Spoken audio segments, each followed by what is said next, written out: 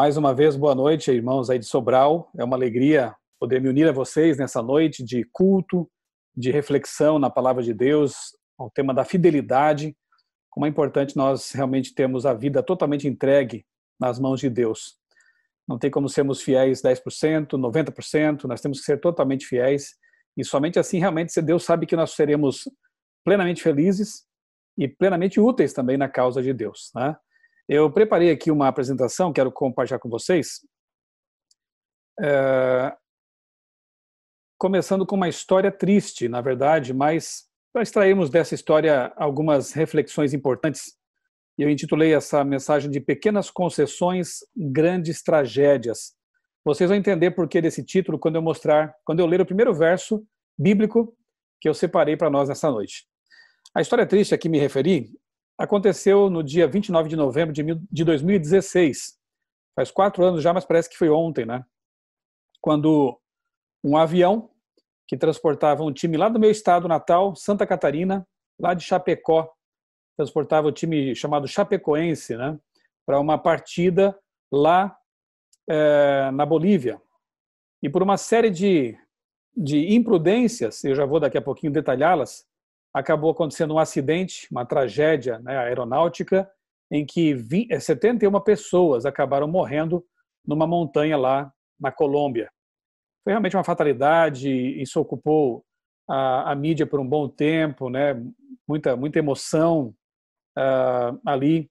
Inclusive um irmão nosso, né, um irmão adventista, goleiro, Vitor, era para estar nesse voo, mas porque ele decidiu não continuar, né, jogando, ele havia recebido um convite para jogar na primeira divisão, porque a Chapecoense estava na primeira divisão do futebol brasileiro, e ele recusou porque teria que trabalhar aos sábados.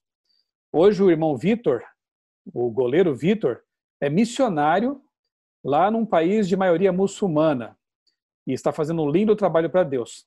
E por ter recusado esse convite, de certa forma, ele teve a vida poupada também, né? Alguns ali sobreviveram também a essa tragédia, né? Mas, infelizmente, 71 pessoas morreram, né?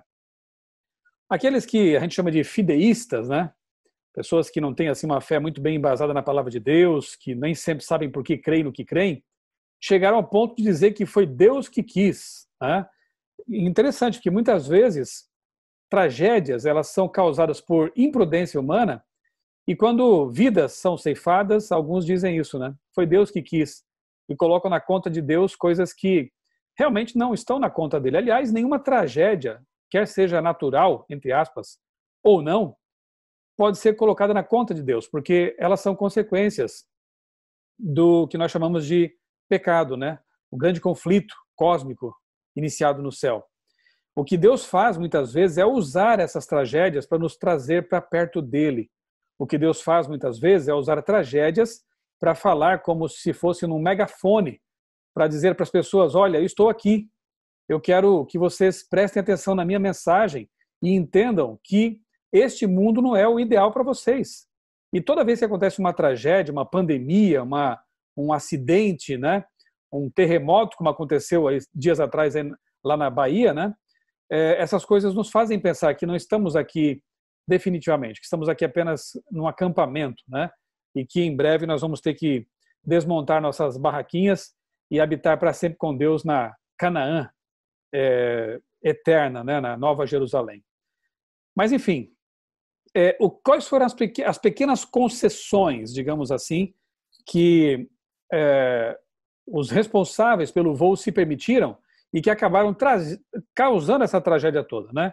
Então, a primeira concessão talvez tenha sido fruto da ganância misturada com autossuficiência. Por quê?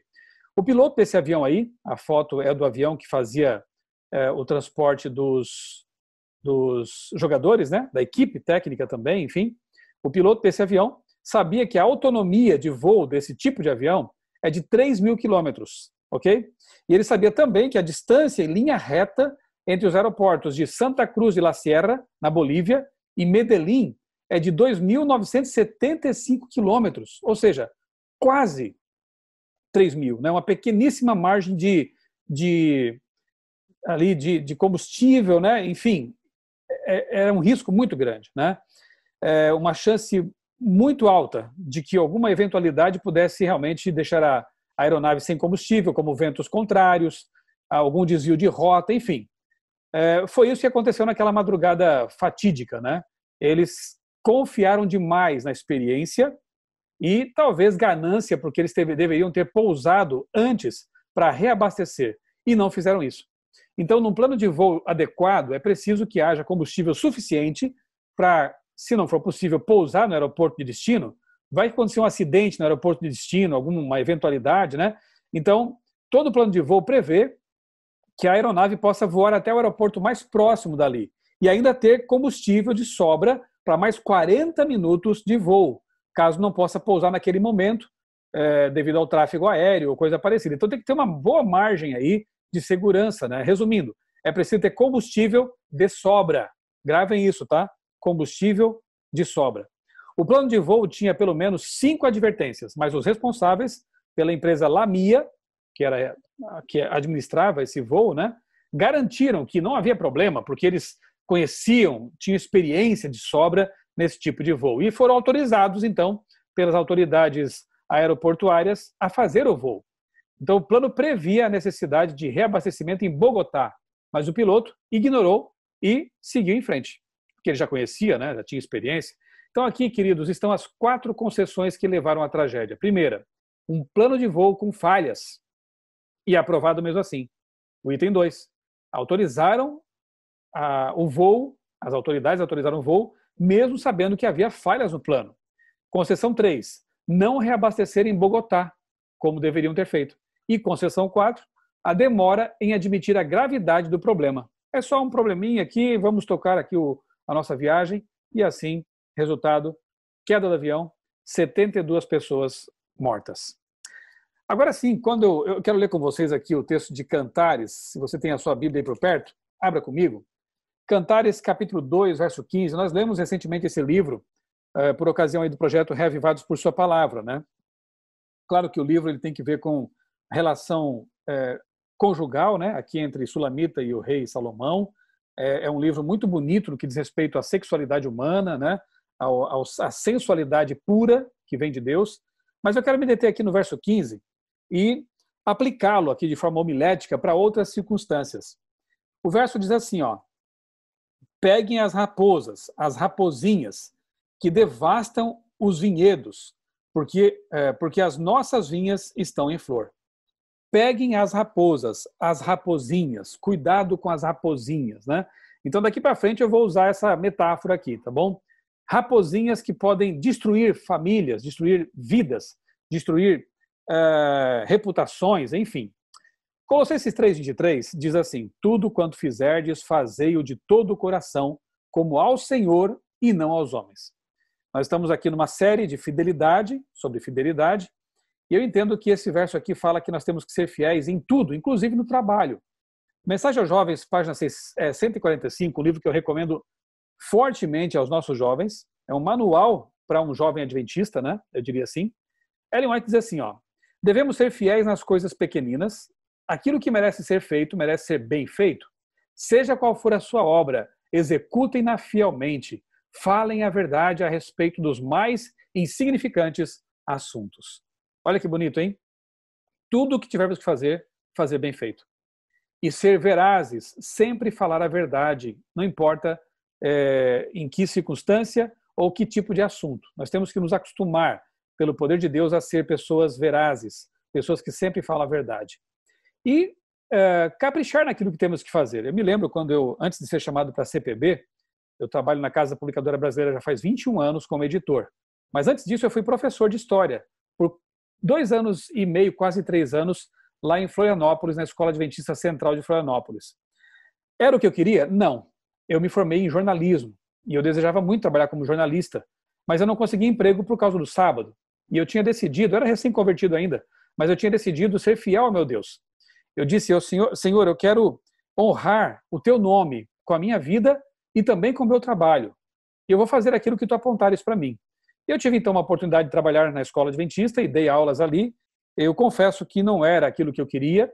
Muitas vezes eu estava triste, a minha esposa acompanhou esse processo.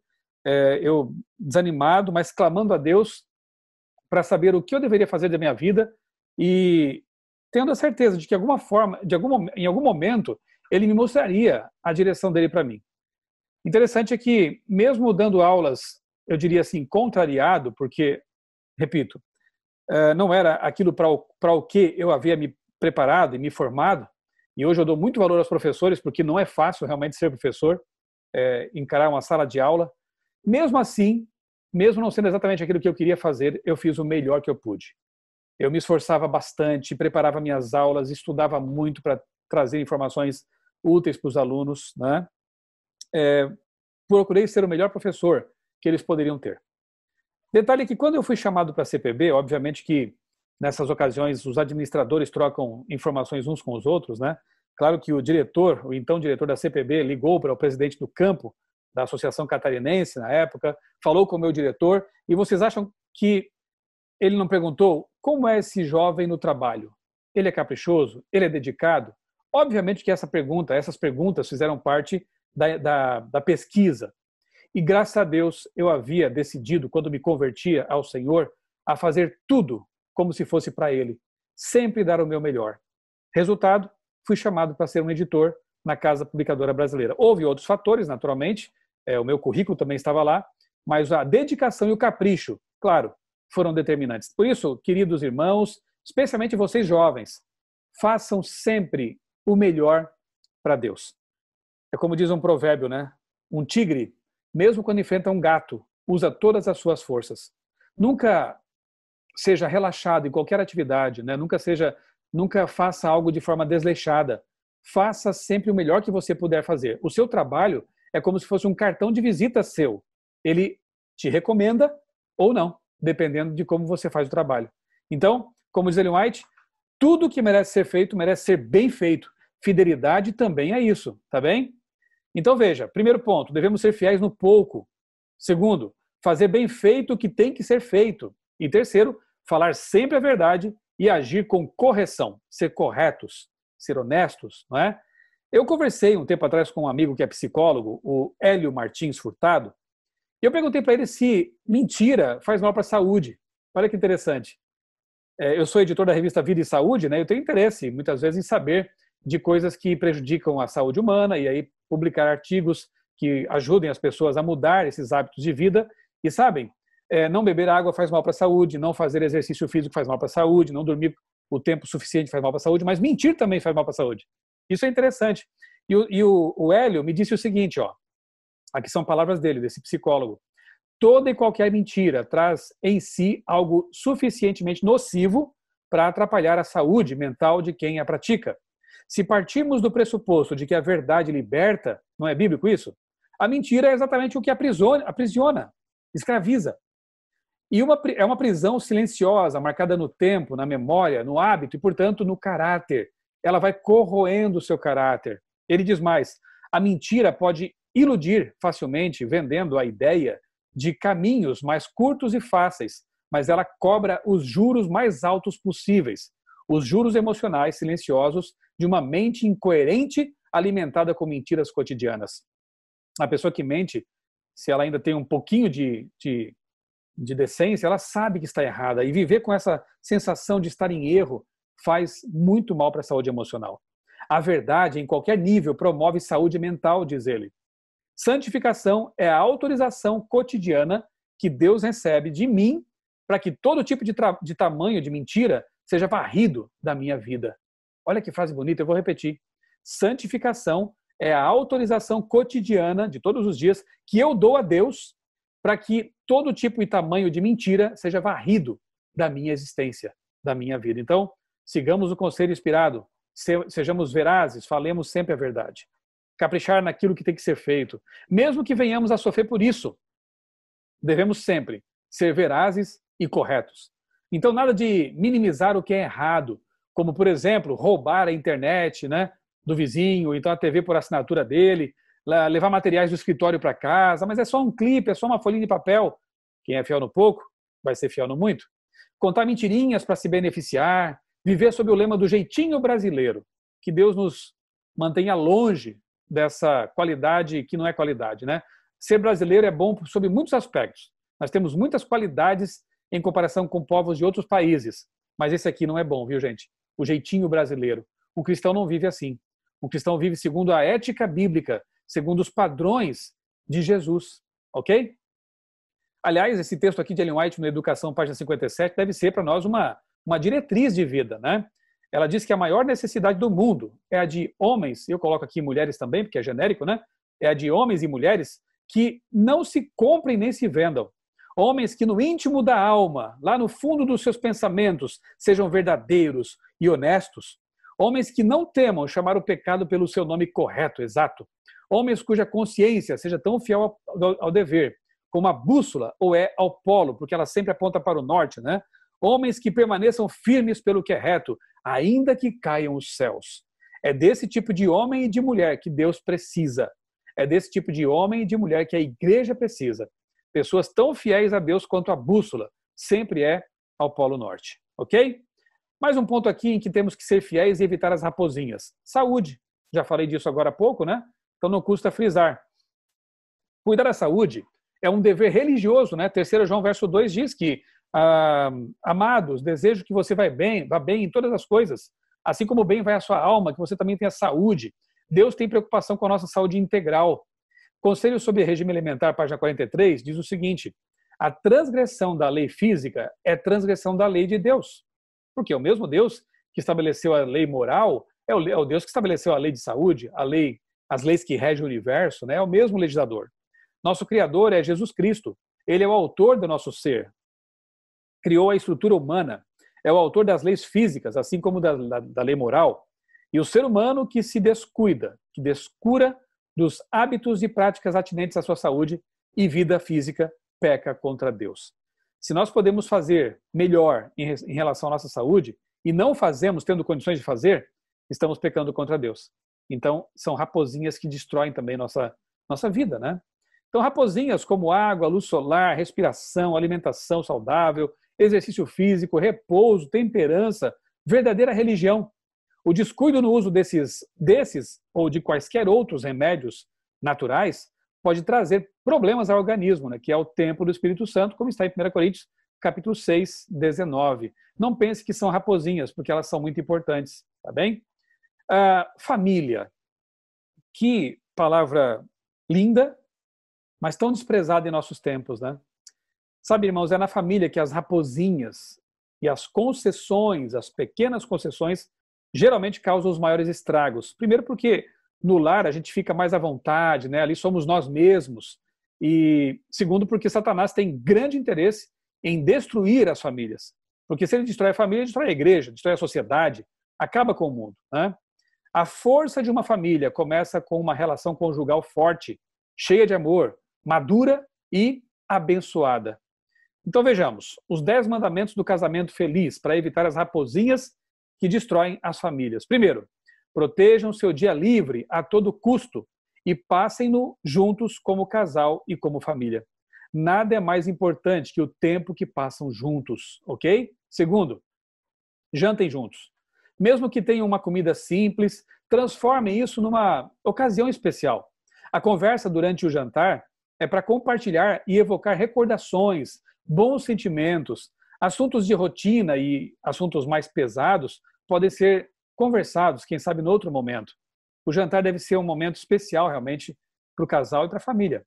Terceiro, procurem deitar-se ao mesmo tempo. Nada debilita a intimidade com maior rapidez do que se deitar em horários diferentes.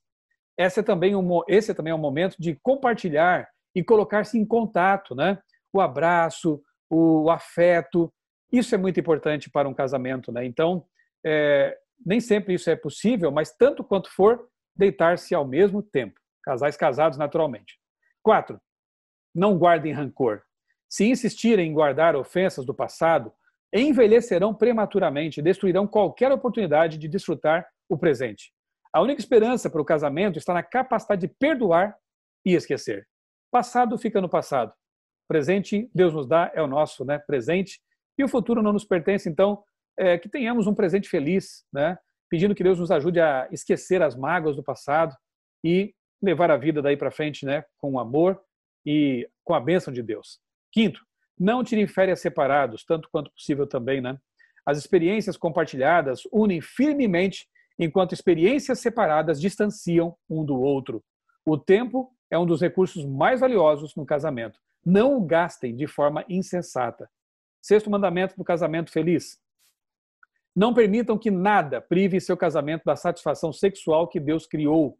O sexo é um dom de Deus que deve ser desfrutado dentro dos vínculos sagrados do casamento. Fora disso é maldição, dentro disso é bênção. Foi dado como um meio de expressar amor e de proporcionar prazer, bem como com a finalidade de procriação, como nós vemos na Bíblia, né? Então, levem a sério esse ponto. É uma bênção que Deus deu aos casais casados e deve ser desfrutada nesse círculo protegido chamado casamento, matrimônio. Sétimo, orem juntos. Nada é mais íntimo que a relação de uma pessoa com Deus, na verdade. É com Deus que nós abrimos o coração, que nós nos desnudamos, digamos assim, né? Então, quando você convida a esposa ou o esposo para orar juntos, você está compartilhando um momento muito íntimo, abrindo a parte mais profunda do seu ser. Portanto, é importante também orar juntos como casal. Oitavo mandamento, brinquem juntos. Esse autor aí, Cole, escreveu no livro Psychology Today o seguinte: apelidos secretos, humor compartilhado, simulação de luta, e com cuidado, né? Isso tudo pode parecer uma série de atividades sem graça. No entanto, podem facilitar ou suavizar transações mais complexas e importantes, mas potencialmente dolorosas e até destrutivas. Então, o bom humor, o brincar juntos, né? Essas coisas aqui, quem sabe outras, use a criatividade, isso quebra aquele clima que às vezes se torna mais pesado, né? No lar, na família, e traz leveza para dentro de casa, né? Nono, as pequenas coisas significam muito. Podem estabelecer a diferença entre um casamento medíocre e um casamento realmente bom. Uma mensagem de amor num bilhete ou um lindo cartão com pensamentos românticos. Veja, não precisa ser uma viagem, um cruzeiro, uma coisa tão complicada, né? Às vezes, coisas bem simples assim mesmo, né? Uma expressão bondosa, ajudar no cuidado das crianças, escutar com atenção, deixa o celular de lado, olha nos olhos, dão a sensação de que ele ou ela se preocupa com o outro, ok? E décimo mandamento, prometam-se mutuamente, não só fidelidade física, mas também fidelidade emocional. As necessidades emocionais dos cônjuges devem ser satisfeitas somente no casamento, não com aquele melhor amigo, não com aquela melhor amiga, não com aquele colega de trabalho. As suas necessidades mais profundas emocionais têm que ser satisfeitas com o seu cônjuge, o seu melhor amigo. Não permitam que os amigos, família ou a carreira satisfaçam essas necessidades pessoais. Elas devem ser providas mutuamente e são fortaleza na relação interpessoal. E aqui cabe também sabedoria, né, do cônjuge para saber valorizar também seu parceiro, seu esposo, sua esposa, né? Vale a pena vocês, nós todos, né, de quando em quando lemos aí um bom livro sobre casamento, sobre relacionamentos, para lembrar de alguns conceitos, colocá-los em prática com a ajuda de Deus. Sabe uma oração que Deus nunca rejeita, gente? Algumas orações, Deus responde assim, né? Espere um pouco, ainda não é momento, eu não posso te dar isso, não é verdade? Mas tem uma oração, ou algumas orações, que Deus nunca vai dizer não ou espere um pouco. Uma delas é esta: Senhor, ajuda-me a amar mais a minha esposa. Senhor, ajuda-me a amar mais, ter mais paciência para com meus filhos. Você acha que quando você pedir isso, Deus vai dizer assim, espera um pouco, não é o momento? Ou você acha que Deus vai dizer assim, eu não vou te dar isso porque não é bom para você? Jamais. Pedir isso é pegar Deus na sua palavra. Deus quer que nós amemos, porque aquele que não ama não conhece a Deus. Então, se você pedir mais amor por seu cônjuge, eu tenho certeza de que ele vai abençoar você com a resposta a esse pedido. Sabe, irmãos, é muito triste quando vemos famílias cristãs, adventistas, se dissolvendo, casamentos fracassando, quando nós temos tudo na mão. Como se diz aí, temos a faca e o queijo na mão. Temos Deus, temos orientações, temos a Bíblia, que é um guia para todos os aspectos da vida, inclusive casamento. Temos as instruções inspiradas de Ellen White, o lar adventista. Que tesouro aquele ali, né? Então nós não temos desculpas para ter famílias infelizes. Não temos desculpas para ter casamentos que apenas se suportam. Nós podemos ser as pessoas mais felizes do mundo se nós trouxermos, de fato, Deus para dentro da nossa relação, para dentro de nossas casas e expulsarmos aquilo que é maldição de nossos lares. O melhor presente e o maior legado que os pais podem dar aos filhos, sabe qual é? Uma carreira? Uma boa herança? Não. É o seu exemplo de amor e de conduta, orientados e alimentados por Deus. Por quê? Os filhos tenderão a reproduzir em seus futuros lares o ambiente em que viveram. Se os filhos tiveram um lar em que os pais se amavam, mesmo que fosse um lar simples, com poucos recursos, mas tinham pais sábios, pais guiados por Deus, pais que se amavam de verdade, pais que manifestavam carinho um pelo outro, que se abraçavam, se beijavam, e os filhos viam esse amor, esses filhos terão um legado maravilhoso para a vida. E quando eles forem constituir o casamento deles, o lar deles, eles vão se lembrar daquele lar em que eles foram felizes e vão querer imitar esse exemplo. Ok? Vamos investir nisso, irmãos. Vamos deixar de lado as raposinhas que destroem a família. Fatores que ajudam muito na criação e na manutenção de um ambiente feliz e abençoado são o diálogo amigo, as refeições compartilhadas, se puder almoçar junto, melhor ainda, tomar o de jejum juntos e jantar, perfeito. Mas se puderem pelo menos uma refeição por dia, estar juntos, para um momento agradável, para conversar com a família ali, isso faz tanta diferença, irmãos. E claro, jamais negligenciar o culto familiar. Infelizmente, muitas famílias têm perdido essas bênçãos, esse privilégio que Deus nos oferece, de, em algum momento, você pode planejar aí na sua casa, se de manhã é melhor, se à noite é melhor, se nos dois momentos é possível, né? Reunir ali os filhos, né? O cônjuge, enfim, a configuração familiar que você tem, reúna ali essas pessoas e pode ser 15 minutos, mas que farão tanta diferença. Orem juntos, cantem um hino, quem sabe, leiam um pedacinho da Bíblia ou de algum livro especial e depois orem pedindo a Deus a bênção para a família. Isso é muito importante, não pode ser negligenciado, irmãos. É o altar da família que tem que ser restaurado em nossos lares. Não permitam que as raposinhas destruam esses momentos especiais, tá bem? Avançando aqui no nosso voo, nós não queremos que o avião caia, queremos que ele decole para o céu, né?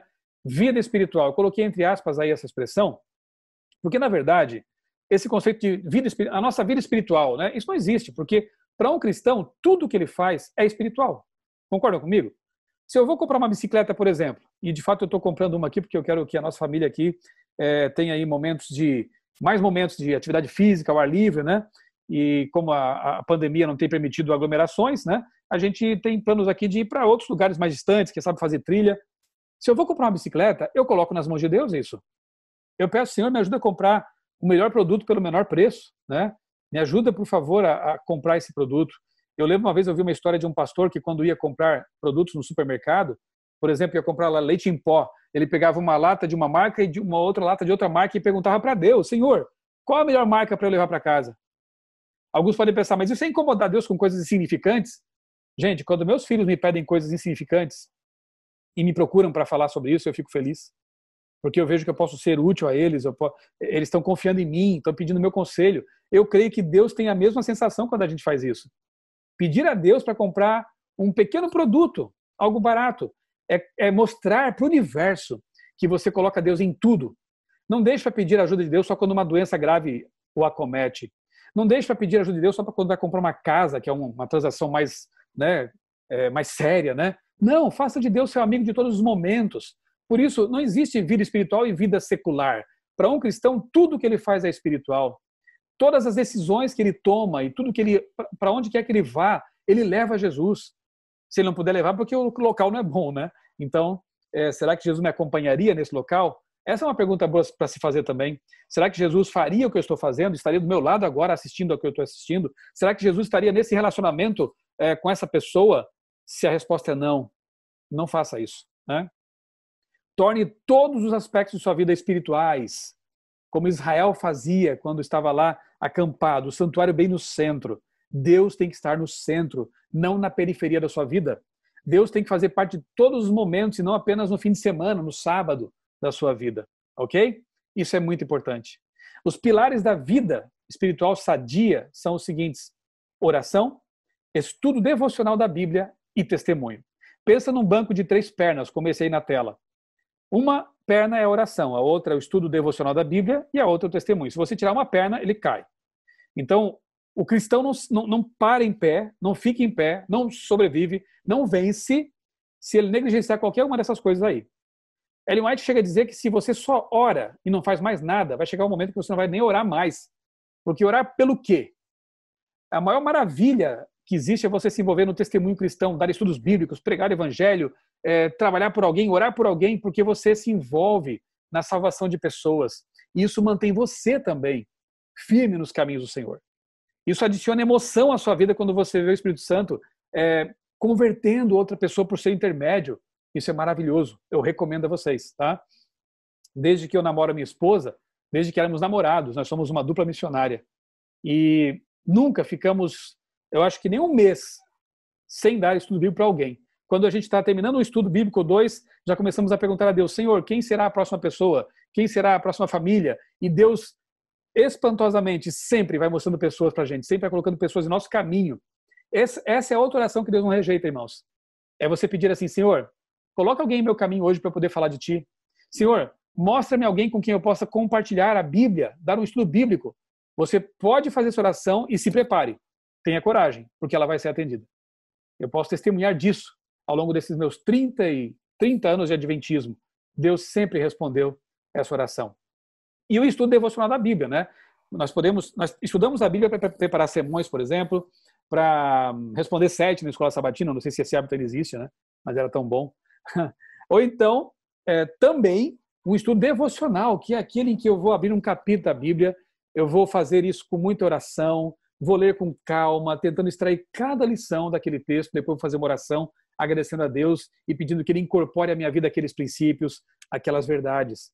Isso é estudo devocional, não é para você mostrar para alguém, não é para você escrever um texto, é para você mesmo. É o seu contato com a palavra e com Deus. Isso tem que ser feito todos os dias. Reavivados por sua palavra, é um projeto maravilhoso. Envolva-se nisso.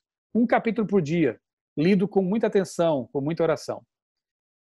Satanás bem sabe que todos aqueles que ele puder levar a negligenciar a oração e o exame das Escrituras serão vencidos por seus ataques. Grande Conflito, página 519. Oração e estudo da Bíblia. Olha só o que ela diz aqui. Satanás sabe que quem não fizer isso vai ser vencido. Então, o que ele faz então na nossa vida? Que raposas ele põe no nosso caminho, raposinhas, a falta de tempo, a falta de disposição, o cansaço físico. Alguns deixam para fazer isso no fim do dia, no fim da noite, quando estão morrendo de cansados, não tem mais cabeça para isso. Então, que tal levantar um pouco mais cedo? E de manhã cedinho, com a mente fresca, né? Ler um texto bíblico, né? E orar consistentemente, sempre. Estar em comunhão com Deus sempre. Se você não ora e não lê a Bíblia, querido irmão, querida irmã, eu lamento dizer que não, quem disse isso, na verdade, foi a Ellen White há mais de 150 anos. Você vai ser derrotado. Você não vai resistir às pressões desta vida até a volta de Jesus. Oração e estudo da Bíblia. Se quisermos voar com segurança para a pátria celestial, precisamos estar com o tanque da fé bem cheio e reabastecê-lo constantemente.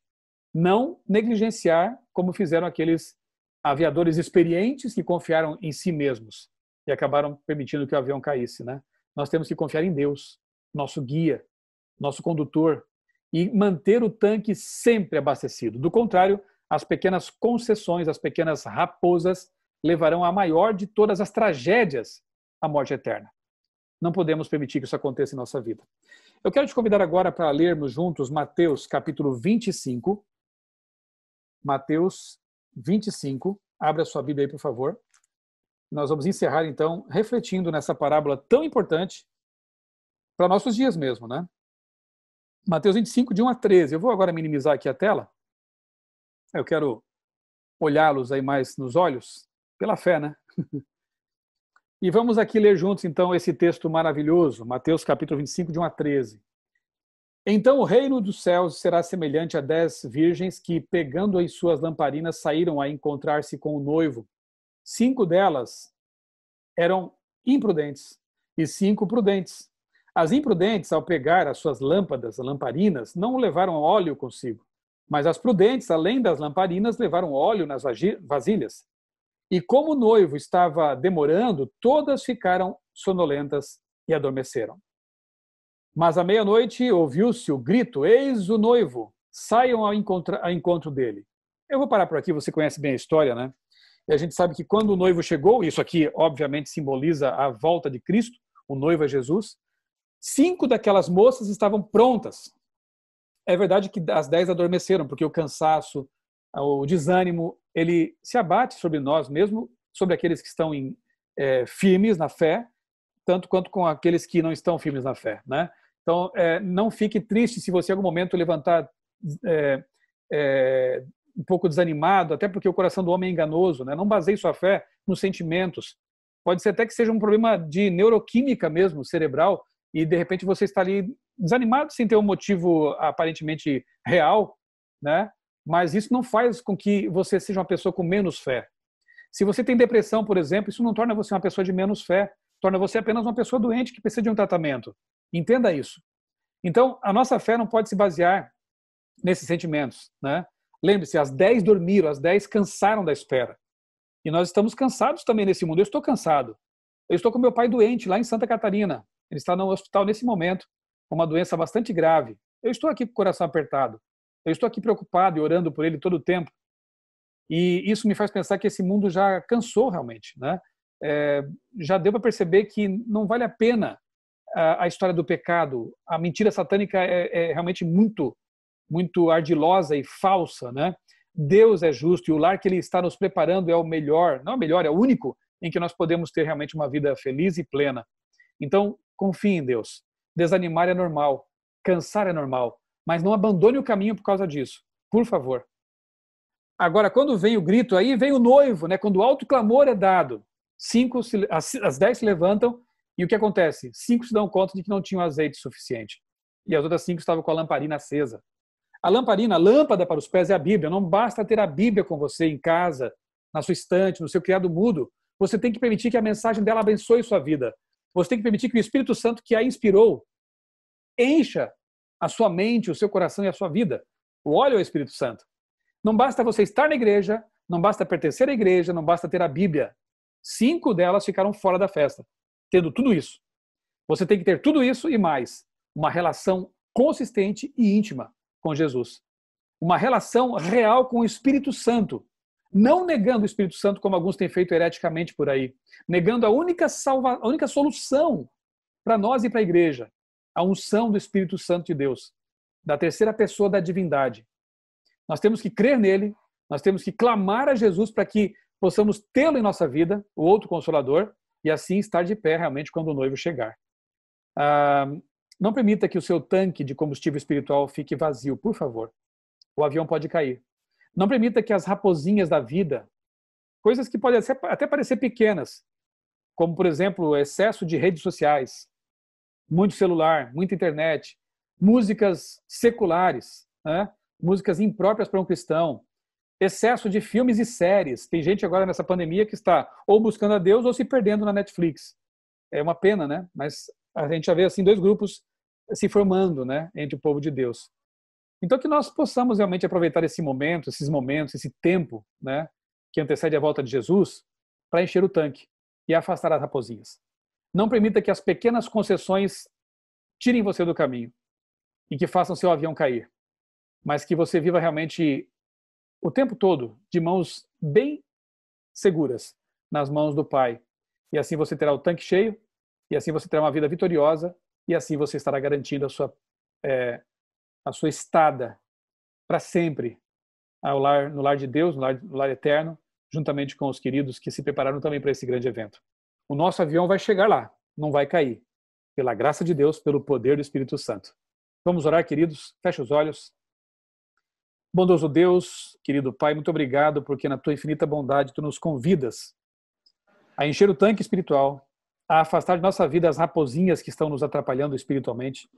Obrigado, Pai, porque frequentemente Tu nos convidas a uma reconsagração, a uma mudança de rota, para que possamos finalmente chegar ao porto seguro, possamos finalmente chegar a Canaã celestial. Bom Deus, nesta noite, eu não sei exatamente para quantas pessoas eu falei, quem são essas pessoas, mas Tu as conhece todas. Tu sabe tudo sobre a vida delas, Pai. Por isso eu te peço, Pai, que Tu ajudes essas pessoas a vencer aquilo que está atrapalhando a vida espiritual delas. Dá-lhes poder, Senhor, e disposição, vontade para se desviar do mal e eliminar as raposinhas que estão minando a fé delas. Bom Deus, que o Teu Santo Espírito esteja presente em nossa vida o tempo todo e que nossos ouvidos estejam sensíveis à voz dEle, nos mostrando o caminho certo a seguir. Abençoa, Pai, as igrejas aí da cidade de Sobral e todas as demais que neste momento estiveram conectadas conosco, para que a obra avance nesses locais e em breve possamos ver Jesus voltar nas nuvens dos céus, o noivo que vem buscar a igreja para as bodas, para o casamento maravilhoso da igreja com Jesus. São bênçãos que nós pedimos em nome dele. Amém. Amém.